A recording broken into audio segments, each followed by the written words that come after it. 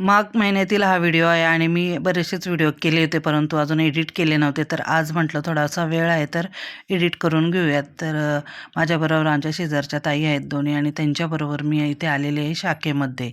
तर ही जी शाखा आहे ना, ज्या माझ्याबरोबर ताई आहेत, तर त्यांच्याच मिस्टरांनी बांधलेले, बरेच वर्ष झाले बांधून.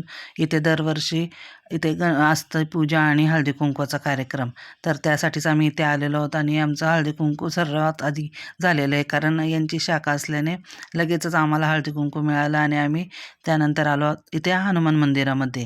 तर इथे असतो नेरळचा राजा आणि खरंच खूप छान भव्य दिव्य अशी मूर्ती आहे. त्यानंतर इथे आम्ही हनुमंताचं दर्शन घेतलेलं आहे आणि इथे दरवर्षी असतात गणपती बाप्पा बसवलेले. तर दरवर्षी मी इथे येत असते. त्यानंतर जे बाजारपेठ आहे तर त्याच्या मध्यभागी असा देखावा असतो. तर दरवर्षी वेगवेगळं असतं. तर यावर्षी स्वामींचं होतं.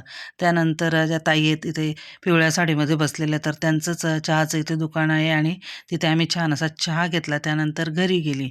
घरी गेल्यानंतर चारवी ओवी स्कूलमधून आलेल्या होत्या, तर त्यांची तयारी करून मी गेली आमच्या जुन्या सोसायटीमध्ये. तर तिथे 4 दिवस जेवण होतंच. तर आम्ही तिथेच जेवलो आणि जेवण पण आजचं खरंच खूप छान होतं.